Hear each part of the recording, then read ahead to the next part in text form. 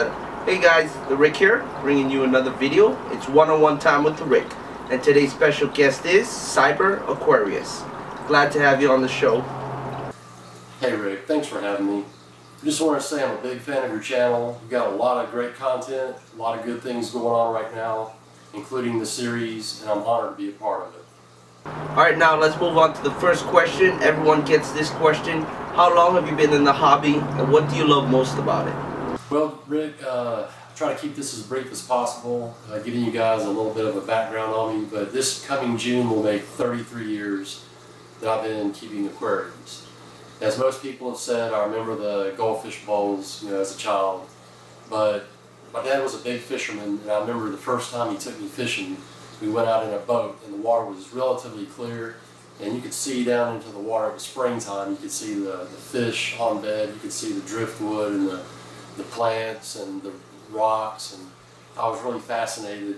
And I remember when he pulled that first fish into the boat and put it in a 5-gallon bucket, I think I spent the rest of the afternoon playing with that fish. But I was just really fascinated by that. But it wasn't until the summer of 1981, when summer break started, my next door neighbor asked me to come over to his house. And when I walked in his bedroom, I saw this glass box just full of these colorful tropical fish. Well, it was a 10-gallon aquarium, and I was just blown away. And I remember I just had to have one, so I went to my mom and dad and I said, look, I gotta have this aquarium. And they said, if you want to do this, this is on you. So I took my own allowance and I bought a 20-gallon aquarium kit at a local fish store. And I didn't know anything about the nitrogen cycle. I didn't know anything about water chemistry or species compatibility. And in fact, if the kit didn't come with a dechlorinator, I probably wouldn't have used that. But for the next 6 years, it was a slow go. I made a lot of mistakes, lost a lot of fish during that time. But it wasn't until I got my driver's license that really things really took off for me. I was dating this girl, and I remember when I walked into her house for the first time, her dad was a fish fanatic. He was big into New World cichlids, Central and South American cichlids, and their basement was just loaded down with aquariums. Well, he taught me a lot about the nitrogen cycle, species compatibility, and my girlfriend and I, we would get in my truck and we would drive all over the southeast. Back during that time, before the large chain pet stores came along, it seemed like there was a local fish store in every strip mall. But it seemed like I stopped at every one between North Florida and South Carolina, and I would just get every piece of literature that I could. I'd buy all the books that I could. I would ask as many questions as I could to the local fish store employees and the owners, and I started buying multiple aquariums at that time. I remember I had the 20-gallon, I bought a 29-gallon, and then a 30-gallon, a 20 long, I bought two 55-gallons, and several more 20 gallons. But anyway, all this was within my parents' basement, and I took a job at a local fish store, and I met through a mutual acquaintance, I was offered a job at another local fish store, Doctor's Pet Center in Morrow, Georgia, and I worked there managing the whole, every aspect of the freshwater department. And I went in the Air Force in March of 1990, where when I first got to my first assignment, I bought a 125-gallon aquarium, and the same thing there, I'd go all over California looking at all the local fish stores. But I was deployed to Saudi Arabia for Desert Storm. During those 6 months, I did not maintain an aquarium. But when I got back, I picked right back up where I left off. And anyway, I got out of the Air Force in March of 1995, and I quickly found my wife. We got married, and I took a job with Marineland as a field rep here in the Southeast. I worked there for a couple years promoting their products and educating the public and local fish stores, owners and employees on the nitrogen cycle and the features and benefits of the bio oil, Marineland's filters. And anyway, I remember I immersed myself in the planet aspect of the hobby at that time. This book came out called Nature Aquarium World by a guy named Takashi Amano. And when I was flipping through the pages of this book, I was just like, wow. So for the next 17 years, I focused on planet aquariums, and I also had a reef aquarium at that time. And then like I said, I've had two kids, and I had to downsize. We've moved around a couple times until we moved into this house, where I had a 37-gallon planted aquarium, which was right here. And I was like, well, you know, I want to go back to my roots, and I want to, you know, start keeping some cichlids again. And I had kept Africans before, but this is what I wanted to focus on this time. So I set up a 75-gallon African cichlid aquarium, which quickly led to the 150-gallon. And I had plans for another project, but while visiting another local fish store to pick up some dry goods, my wife saw, you know, the saltwater department, and she said that she wanted a reef tank again. And she said, you know, she really missed that. So I set up a 38-gallon reef aquarium. I'm not gonna lie, guys, I wanted to do it too, but you know, I say that this is my wife's tank, which, you know, it is, but I do all the planning on it and everything. But what do I like most about the hobby? Basically, it's setting up an aquatic environment of any kind and maintaining it. Just making sure the needs of everything within your aquatic environment are cared for. Making sure their water parameters are perfect. Making sure that you're feeding them a proper diet. Maintaining the photo period. You know, your lighting, your filtration, everything. I just like the chemical, you know, the chemistry side, the scientific side of the hobby, as well as the fish, the plants, the corals, the driftwood, and the rocks. I mean, I just like everything about it. But all right, well, I'm sorry that I probably lost half the audience on that, but that's about it in a nutshell. Now, what are some tips you would give guys who want to get into this hobby? My advice for anybody getting into the hobby would be to do your research. Research what it is that you're trying to do, and where you get your information is particularly important. Subscribe to a good aquarium related magazine such as Tropical Fish Hobbyist or Aquarium Fish Magazine. Buy a book. When you take a book and read a book from cover to cover, you're going to discover so many more things than you ever realized that you would need to know. And when you subscribe to a magazine, you're gonna read about things that you never thought that you need to know about as well as it'll spark your interest in other aspects of the hobby. If you just ask a question, you may not be asking everything that you need to know. So my advice would be to subscribe to a good aquarium related publication, or buy books specific to the type of aquarium that you want to set up. Now, you have a fantastic African cichlid tank. What are some of your favorite cichlids from that tank? Thank you, Rick.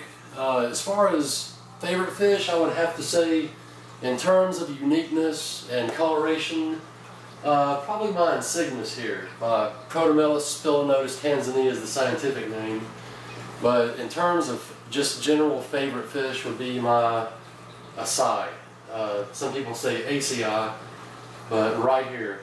I've had this fish since he was real little, and that fish is just so cool. He's cool as cucumbers.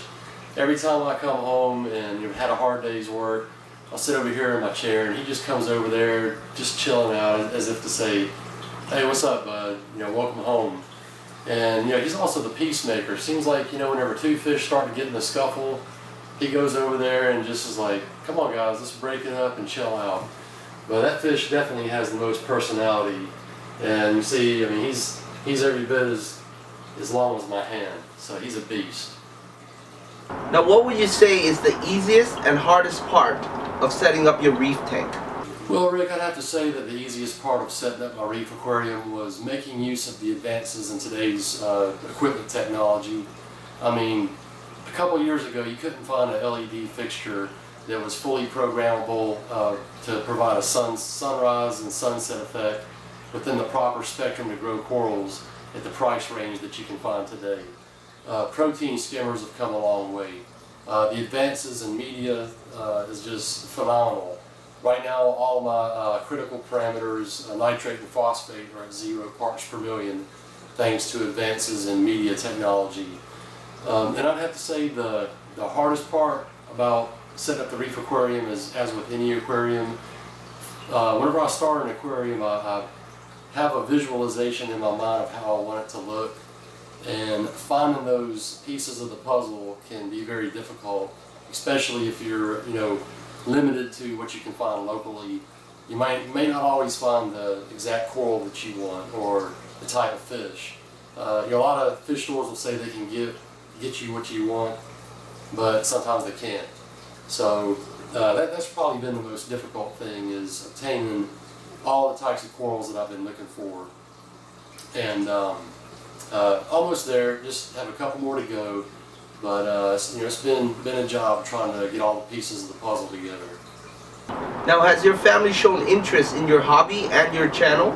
Well, my family. My oldest son is actually the one that talked me into starting a YouTube channel. When I started my channel about 1.5 years ago, he said, "Hey Dad, put your aquariums on YouTube," because he was making some videos back at that time.